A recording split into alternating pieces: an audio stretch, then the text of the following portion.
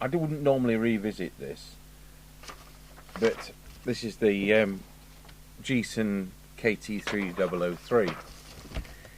But Mallard, who lives about 10.5 miles from me, I can't talk to him on the CB because it's the wrong side of a hill in the south direction. David, he sent me this link, and this is the same chassis. It's the early version of the Moonraker Minor. Now, most of the Moonraker sets are fine, but the Moonraker Minor early version, which was about 1990, it ties in with this, with what I was thinking, is the same, and they exhibit the same problems. Like you plug an extension speaker in and you get feedback. There was a note on this redrawn circuit diagram that you need to put a link between that capacitor. I mean, this should have been printed A3, but my A3 printer isn't online at the moment because I've got Mark staying the weekend. I didn't really want to start rigging up a printer in the only spare room. It says the tracing of this capacitor, the printed circuit board tracks, in other words, are long and cause whistles, etc. on extension speaker. Use a short bridge wire to go from pin 9 of the IC, the TA7205. So that would probably fix that, but that's not causing us a problem. Yes, it does it, but we're only going to put this on the shelf anyway. Now, what it does here, it shows the circuit of the microphone processing, the speech processing, and there's some electrolytic capacitors in there. The transmitted audio sounds so awful on this set that I think, as well as some of the commenters think, that some of the capacitors are duff. I wouldn't usually bother, it's our set, and I'm doing this as a demonstration anyway. But it's just possible that we could improve it from how dreadful it sounded when we listened to it yesterday, and that could help somebody. I know there's better sets for less money, and I should be doing an organ, and there's a deadline and so on, but I'll just see if I can spend 15 minutes doing this. So we'll get it opened up again. I'm going to now have to go inside this soon.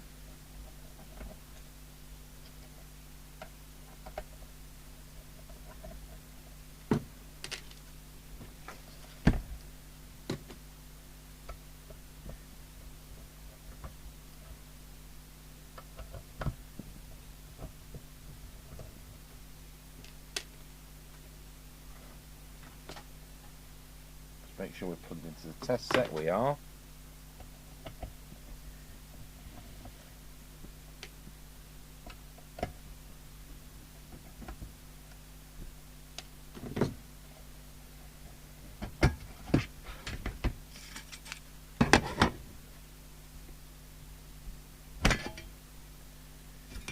I'll just unsolder this speaker again.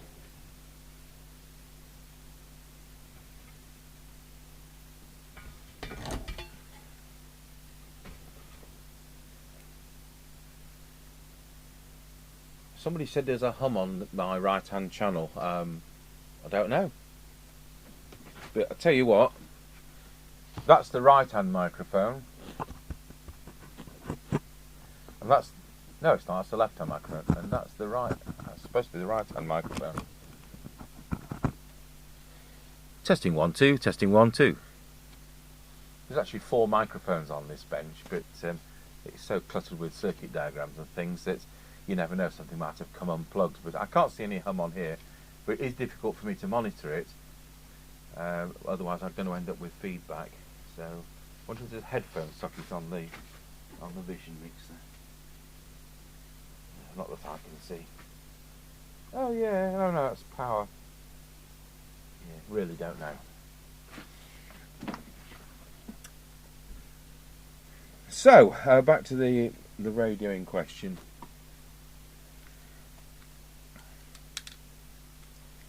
So if we can locate these capacitors, there's 10 microfarads there, capacitor 203.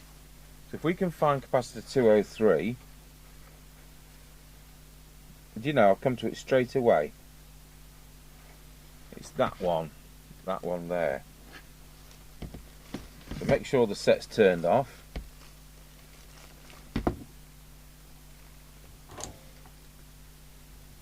I don't even know if there's a solder sucker on here. We'll just whip it out first. I managed to do it without using a solder sucker. So, yes, it is 10 microfarads. And yes, it's the way round it's marked.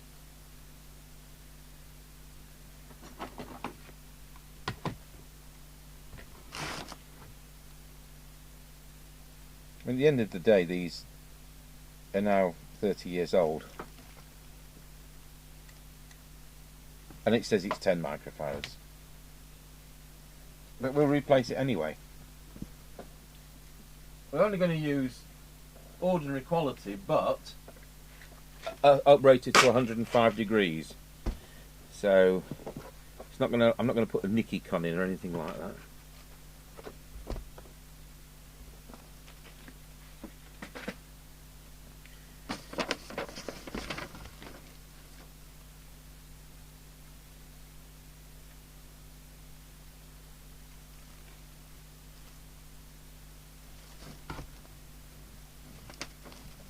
I'm making sure I'm holding it with one finger in position so that it's nice and tight against the board, because this is where RF could easily, I could do with 3 hands here, could easily enter the microphone circuit as it was doing and causing a dreadful hum. Now, I cured that by soldering the chassis to the printed circuit board just there. So that was the issue. So the next capacitor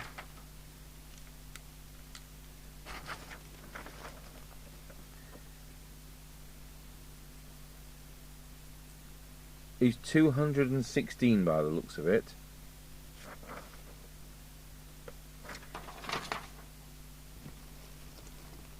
And 216 is right next to it.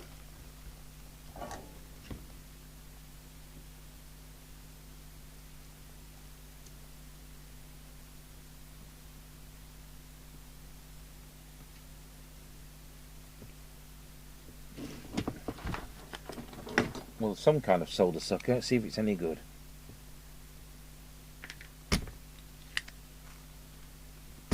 Looks like it is.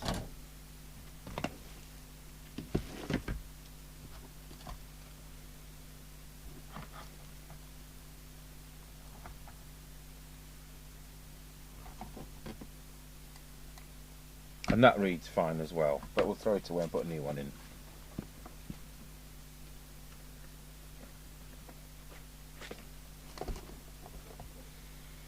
I mean, what are they, 6p each or something like that?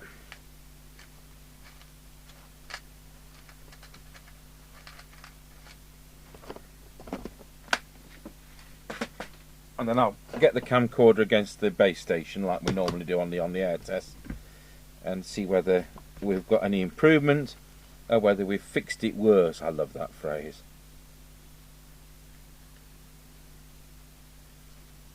I said before, I was at a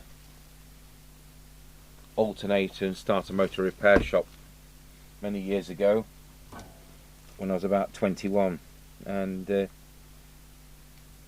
taken a starter motor for repair. There was a man in there who'd taken something else in like that, and he was quite cross that it wasn't working properly, and he said, "You fixed it worse." Carlton Road, Nottingham. "You fixed it worse," across from the March Hare pub, near the Chinese takeaway where I had a very solid fish cake which I could have broken a window with. Right, so let's look if we can see the next one. So we've got the 10 microfarad one there. We've got 107 there. That could play up. And we've got 213 there. So 107 and 213. See if we can find those.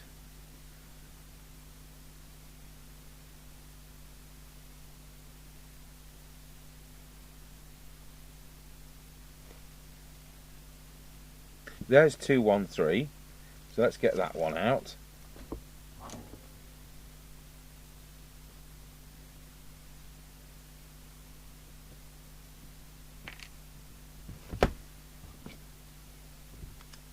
Normally I get Mr Chippie to do this, but we have to be on organs today, and I've got to be playing one of them, and it's in bits at the moment.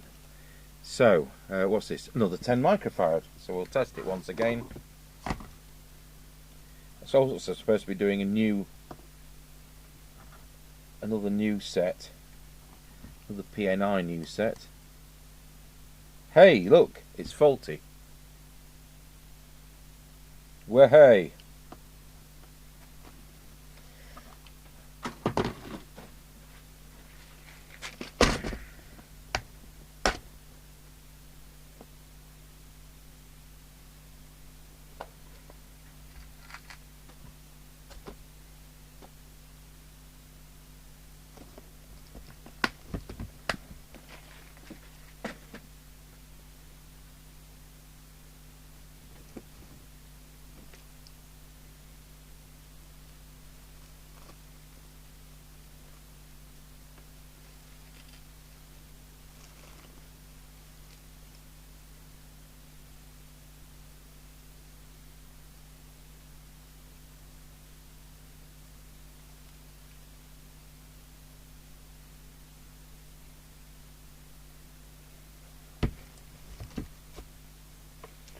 So 213 was faulty. So what I'm telling you not just equates to this, but to the very first version of the Moonraker, the Moonraker Minor. In fact, we've got a new Moonraker little mini set, which we've had a couple of years and just not got round to doing. Looks like a lot of those little tiny weeny teeny sets. So that is that one, 213. So just to complete, only other one was 107 if I can find it. Without a board layout, it's not that easy. So 107 is going to be somewhere else, isn't it? So looks like that area is the 300 area.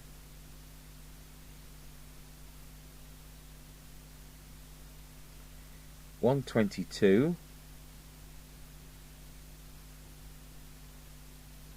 85.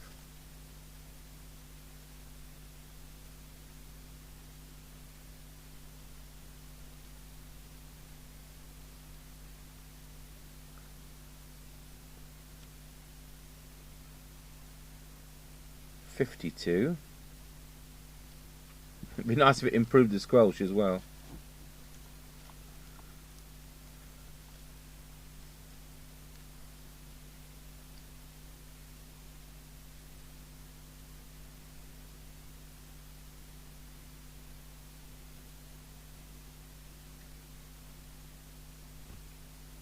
$105. It doesn't mean that 107 is going to be anywhere near.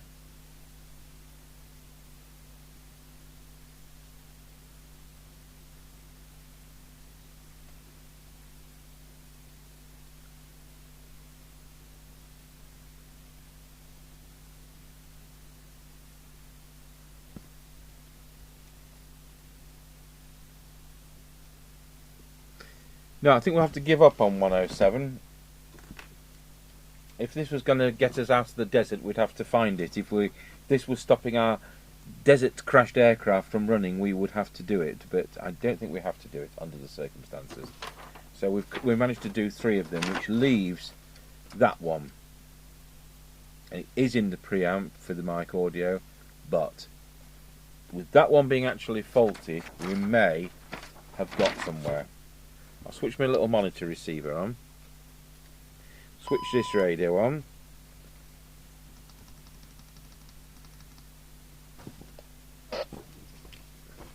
Testing 1, 2, 3, 4, 5. So it's still transmitting audio. See if we're anywhere near on frequency. We are. The test set hasn't warmed up. It's only been on 10 minutes. So that's still coming up. So the radio isn't frequency hopping anymore. I had it on actually all overnight. And we're not getting any lousy noises. So just check our deviation, because that might have altered. Let's have a look at that meter. There we go. 1, 2, wow, look, that's now too loud. 1, 2, hey, we've got more deviation.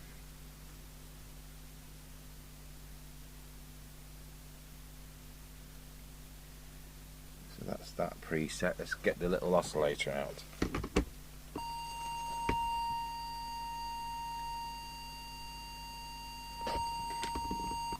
Wallow, 1, 2, 1, 2, testing 1, 2, wallow. So that's reset the deviation, and let's hope it stays put. I'll try and see what it sounds like this way. Testing 1, 2, 3, 4, 5, 5, 4, 3, 2, 1, 1, 2, 3, 4, 5, 5, 4, 3, 2, 1, 1, 2, 3, 4, 5. So we'll see if it sounds crummy. I'll set up a camcorder, and the different formats. It's a bit of a faff to edit, but it could be worthwhile.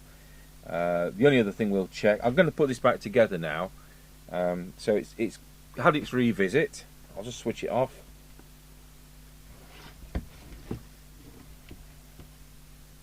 I'm not going over with isopropyl like I would do for a customer set.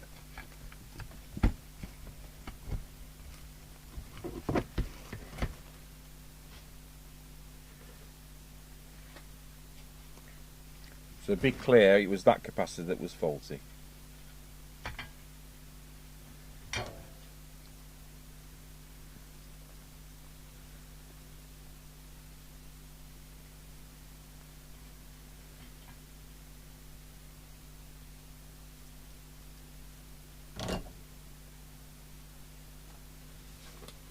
Just to be extra clear,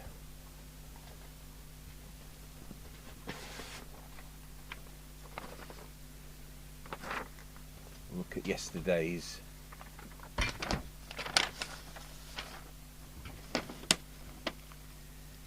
So it's this capacitor.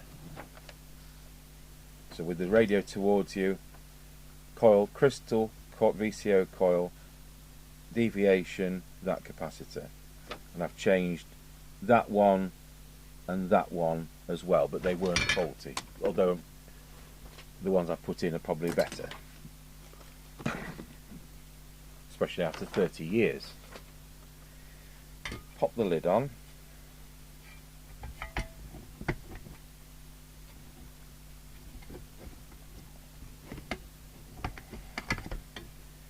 I'll try and pop the lid on.